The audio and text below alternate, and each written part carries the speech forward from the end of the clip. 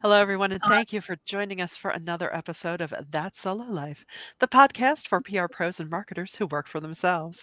I am Michelle Kane. My company is Voice Matters, and I am here as ever with Karen Swim of Solo PR Pro. Hi, Karen. How are you today? Hi, Michelle. I think, like everybody else, surviving. Yes, yes, indeed. You know that term, faking it until you make it? I Oh, think yeah. I'm Yes, there. yes, Trying to yes. overcome the saltiness of the season. Oh, it's a lot of salt. And yeah, it's not good for our blood pressure, not at all.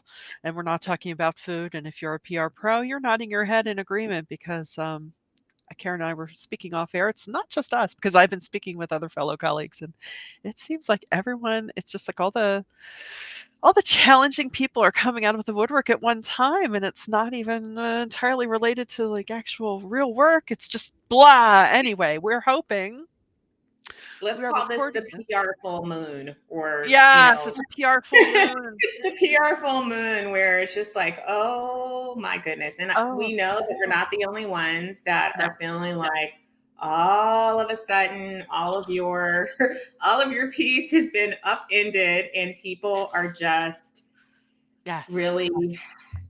unhinged. Yes.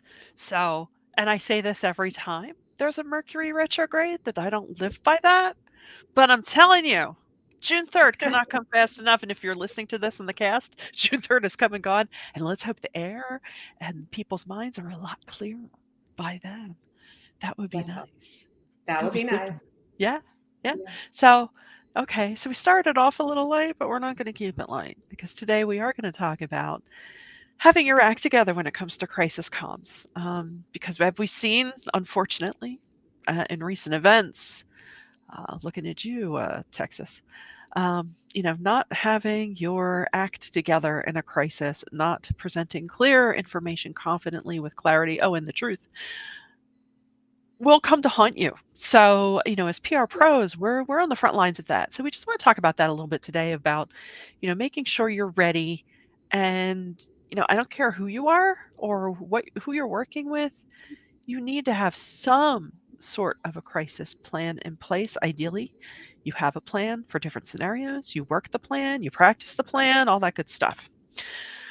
But at Yeah. the very least, have at least a 5-point plan and a spokesperson ready. But so we're gonna riff a little bit about that Yeah. today. And I think it's particularly challenging in when you have events like natural disasters or, mass Yeah. violence, because you're not only dealing with crisis, you're dealing with the loss of life. And Yes. um, you're a human being. And even, first responders have a tough time in these situations when you're faced with that kind of devastation. So you're having to manage your own emotions Mhm. as well as make sure that you're covering all the bases. And I think, one of the things that stuck out to me, because this was something that some of our PR pros were discussing, is that crisis takes on a whole new level in these situations where your publics also need to be managed and you're sort of managing the response to the publics that are impacted.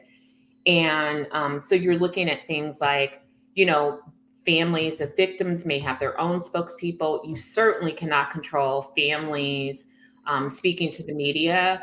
And you're just coordinating with so many different agencies. So in education, we know that you have your crisis communications plan, but then there's also a separate crisis plan that you need to align with for the school, the district, that's usually directed at a higher level.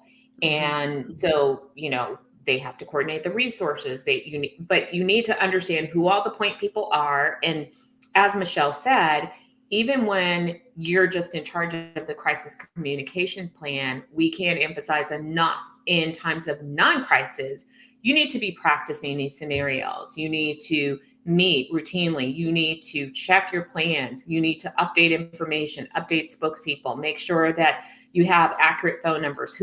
What's the phone tree look like, or the email tree for getting through to people? What's the Mhm. backup if Wi-Fi is down in the area and power is out? Because, in a natural disaster, you can't just call people.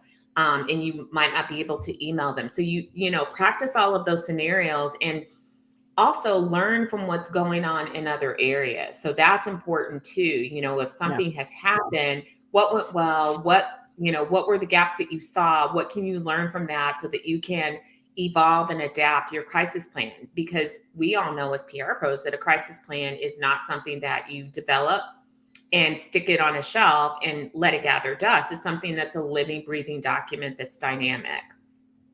Yeah, agree.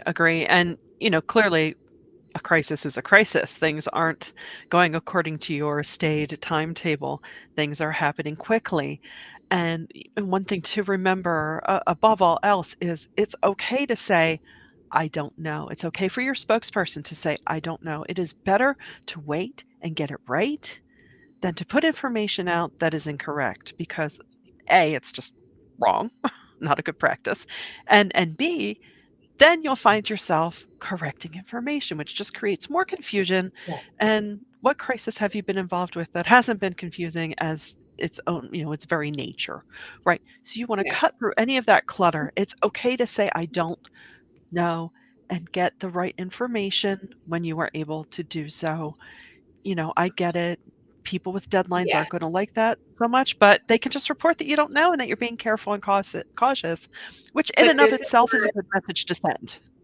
Yes, and this is where holding statements are your best friend. Your crisis plan should have holding statements for every scenario, because a holding statement is giving some information as you know it and as the situation is unfolding. So it allows you to speak to the media and satisfy that urgent need of they need to hear something from you without giving inaccurate information. So as Michelle said, you don't want to just not give a statement or no comment at this time, but you can say something like, we are aware of the situation Right. and our hearts go out to those who have been affected by this crisis. We are, cooperating with the authorities and first responders, whatever it may be. And as we have more information, we will definitely share it with the public. I mean, that's saying something. So have those Yeah. holding statements. Make sure that your spokespeople know those holding statements and know how to access them quickly in a crisis. I always see crisis as, a dance, when it's go time and it's time to, when you practice a dance over and over and over and over again and it becomes muscle memory, when it's time to spring into action, you don't have to think about it. You know it. And so you are responsible for helping your clients to get to that point with crisis plans where they don't have to think about it. Because I mean, in situations like the horrible situation in Texas with children and families, imagine scrambling in the midst of that to try to figure out what you're supposed to be doing and who's on first. It's impossible. You can't. You need to have a well-oiled machine. Yeah. I And that, think and that we saw that maybe this wasn't a well-oiled machine in a lot of ways. yeah, no, no. And that brings another point to mind. As much as you can. So, if we're speaking specifically about a school district, you liaise with local law enforcement on many levels. So, whether it's that type of situation, whether it's a municipal situation, you want to make sure that you get buy-in from everyone. Not necessarily that you're controlling what another agency says, but that check in with each other and say, look, if something goes down, we're going to need to know who your point person is. We need to know what your practices are with this because this is our plan. You really need to meet with those fellow stakeholders for any given scenario. And this is where we are. Here we are. We're the rain clouds coming in, the PR people, but we're trying to help you not get wet when something like this happens. So we try and think of all the things. I love that analogy. And, you know, again, in this specific situation and situations like this, the other thing you're dealing with are things that you might not think about in terms of your crisis response. For example, when a tragedy happens and lives are lost like this, people will often come to the site of the tragedy and they will leave memorial items for the victims to show that they care. Those could be photographs, they could be stuffed animals, they could be flowers. All of those things need to be taken care of at some point. You can't leave them at the site forever. So your crisis plan should address how you will handle memorial items. You need to inventory them. If there are things that can be given to the families, or if you want to gather all of those things in a place, and maybe you want to do a memorial for all of the victims. So maybe that's a, display case that lives at the site of all of the items. But think through that. And obviously, you want to communicate to the family what's happening with the items and get their consent. So again, there's, more complex layers. And in all of this, as a PR person, you're also dealing with emotions. And that can be really difficult. Again, you're managing your own, but you're also having to, in some ways, have to deal with families who are grieving and in the moment of this. And so, make sure that you address all of those things that could happen in that scenario too, so that you're prepared. Yeah, agree. I agree. And yeah, and clearly with something as large as that, they're getting inquiries from all over for all things. So, really getting things in writing as quickly as possible, as succinctly as possible, making sure that all interested parties have access to these updates, whether that's um, a a newsroom page on your website that you flip a switch on, have those landing pages ready to go. They don't have to be beautiful. They just have to be functional, because you want to give everyone an easy space to get the latest updates, because you're not going to be at a podium every 5 minutes. And also, something to keep in mind, to have your experts on hand. If you have experts that can lend information to what is happening, whether it's grief counselors or a geologic expert, depending on what your crisis is. Um, Yes. make sure you have your allies lined up in advance, just in case you need their expertise to help further clarify whatever is going on. It can also help, when you said geological, because yeah, natural disasters. I was still living in Southern California when we had the big earthquake that collapsed freeways and destroyed entire neighborhoods. Mm. And one of the things that was helpful was not only having a place to go for credible information about the infrastructure, areas to avoid, and what to do, because in that situation, you're like, wait, the what freeway like completely crashed in, and you're not sure, but ways to help. And so, in these crises, think about that as well, that, helping to get information out quickly about, people often want to dive in and they want to help. If there's, a tornado, if there, is a widespread power outage, people, from neighboring communities that aren't affected want to know, how can I help? What can I do? Or even people from, far away. With the recent grocery store shootings, people from across the country wanted to know, how to donate. And there were just so many efforts, which I would say, if there's any way that you can streamline that and share information upfront with families about maybe coordinating together to make it easier for people to support them, that's always a good idea, rather than having, 22 individual efforts going on. Yeah. Um, so yeah, there's just a lot of details to really think through, which is why it's important to watch, other crises when they come up, learn from them. Yeah. And then we have solo peer pros that are experts in this area. And I don't mean to leave anyone out, but two that readily come to mind: Fran Stevenson. And if you go to her, and it's Steps in Step Communication is step her business. step in Step PR. Yeah. Step in Communications, Fran Stevenson, and it's PH in STEPHEN. We'll put her in the So show notes. yeah, we'll put it in the show notes.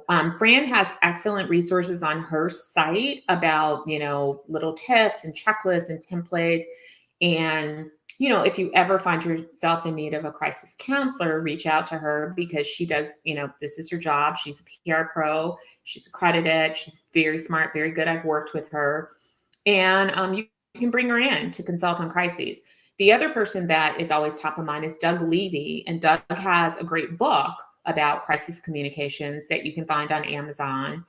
I'm sure you can find it on his website as well. But Yeah. his book is really good, and it also delves into crisis, and some of the things that he details are natural disasters. And so, again, learn from other professionals who do this. Even if you are someone who does crisis, I also do some crisis work. But here's the thing: I don't do crisis work every day of the week. Some people may be dedicated to that specialty, so they're doing more, they're handling more crises per year than the rest of us who understand it, do it, and incorporate it into our practice. I'm not dealing with crises every day of the week. That's not my Well, whole work. So sometimes it I try feels to like say we do, but sometimes, yeah, sometimes being in PR is a whole crisis of another yeah. ilk daily. Well, we mean real But crises. Yeah. yeah, don't be afraid to tap into experts and keep your knowledge level fresh. Yeah. And if you find yourself in a situation, and hopefully you'll be pre-planning before your clients ever get there and Yes. practicing. And then if you see something bubbling early on, I would definitely try to nip it in the bud before it goes wide. And so understand how to Yeah. spot those triggers and have some processes for escalation. But there are things that we can't plan. We can't plan the timing for, but we can plan ahead for. You can't know when a church is going to be attacked or a school is going to be attacked, or when, I mean, we know when, an earthquake may hit, and we may know when a tornado's headed our way. But again, those are things that are in the moment for the most part, but you can have a plan to deal with it. So, better safe than sorry. And I know all PR pros know that. And I know sometimes clients want to blow it off. They don't want to take the time and work to create a crisis communications plan because there's not an immediate crisis. And I always tell Right. people it's far better, protects your reputation, and protects your business, and also is a lot less costly to you on every front to plan in advance for all the things that could go wrong than to bring me in after it's already happened, because then it's already too late. Yeah. You're not And planning, you're responding, and you're being reactive, and things are going right. to go wrong. You never want to be operating from a point of reactivity. And, as crises are in the moment, so is social media. And that has been a game changer for managing crises. I mean, it's depending on the size of your organization or the size of the crises, you really almost want to plan to have someone who's focused only on Twitter, only on Facebook. I mean, it can be good, helps you get information out. So I'm not talking about always just being on defense, but being on the offense, saying, yes, we're going to have updates to our Twitter feed. We have someone there. So if you DM us, if you need specific Yes. information, we are going to be broadcasting our updates live on our Facebook page. Or, if your audience is on Instagram, sure, use that too. Use the channels that you have built to help you get the information out. And also because we have seen how fast misinformation gets spread around just with the shooting in Texas alone, how Yeah. misinformation gets spread. So, you really have to be as on top of it as possible, as proactive as possible. So you own the narrative as much as you can control. You can't control the event, but you can control the information that you give and how you give it. Yeah, and that just brought to mind, we're going to try to share some resources in the show notes, but if it's something in your local community, don't forget the Nextdoor app, which we Mm, love to, hate on, but the Nextdoor app is another good way to get out information in a crisis to the local community. And I know sometimes we forget about that because we think about all of the big social media channels and we forget about those local individual efforts. right. That it is helpful. I myself have found out about things that are going on in the neighborhood, and through the Nextdoor app. That's one of the great uses of it. So don't forget about that as well. Yeah, I don't know, is the number one question asked in your next door, groups, "What was that loud noise I heard at 2 AM?" Everyone's hearing loud bangs in my area. Everyone's hearing loud bangs. Or I thought there might have been maybe possibly an accident. What happened at the corner of? There's always those questions. What was the noise? Hey, what was happening at the corner of blah blah blah at this time? Yeah, Like, yeah. Like, I okay, don't know. yeah, So, but no, it's so true. Use your hyperlocal means, if it's yes. appropriate, because that's what they are there for, really, and that is, where people will be looking for information from you. Well, we hope in this short time that we've given you a good old pep talk about getting a crisis plan together if you have not done so, because it is important. You always want to be ahead of the game, and our job is to champion and have our clients backs, and this is a very important way to do so. So we thank you for joining us. We hope you've gotten something out of this time together, and until next time, thanks for listening to That Solo Life.